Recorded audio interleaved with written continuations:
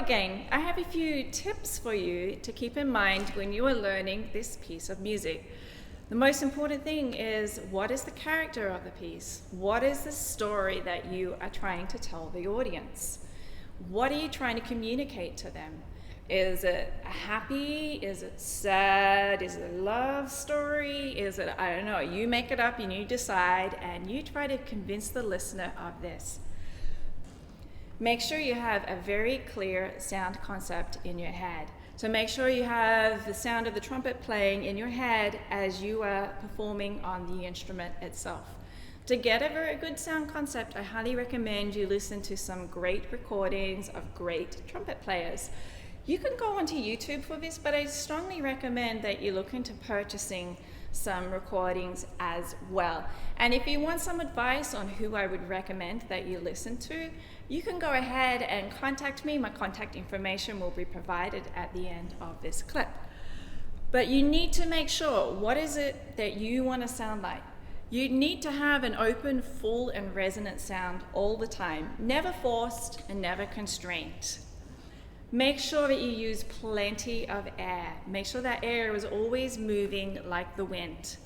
Do some breathing exercises before you start to play. You can look up the breathing gym, or you can look elsewhere to find a few breathing exercises to do.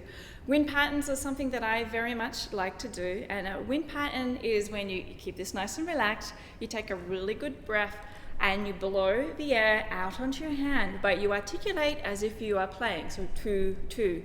So for instance, from the beginning of this piece, it goes.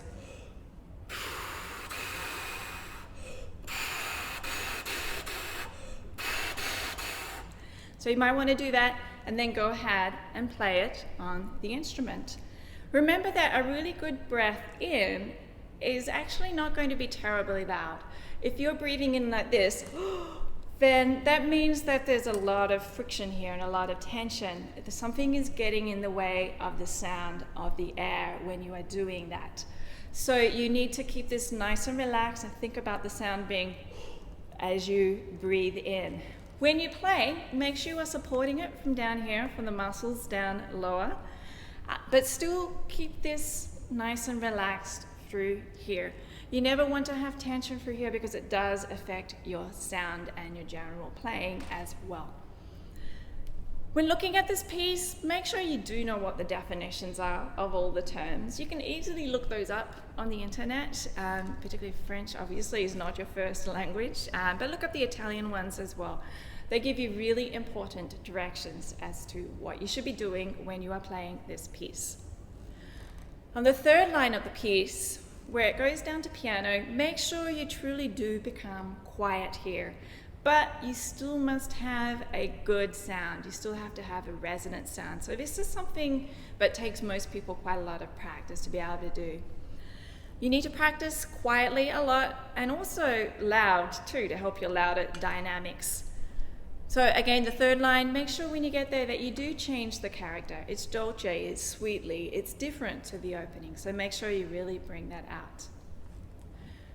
The allegro moderato section with the accents. It's very important with your accents to make sure that the loudest part of the note is at the beginning, not after. You want to avoid swelling on the notes, which is something that a lot of younger students do.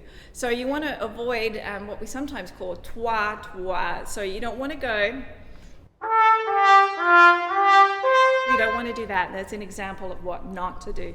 You need to make sure the loudest part of the note is the beginning.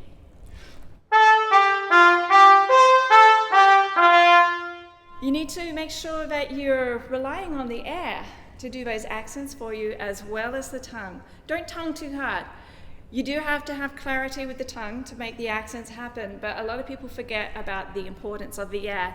In fact, if I do those accents without the tongue, you'll hear how important the air is.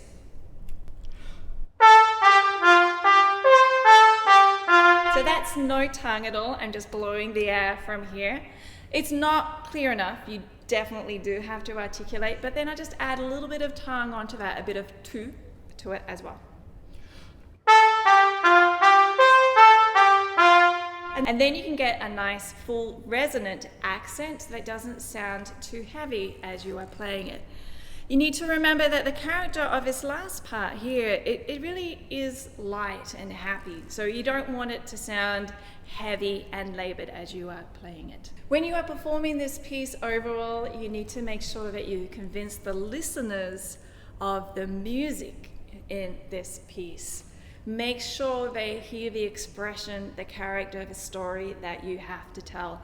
Make sure that the people who are listening to your audition sit up and pay attention to what you are doing.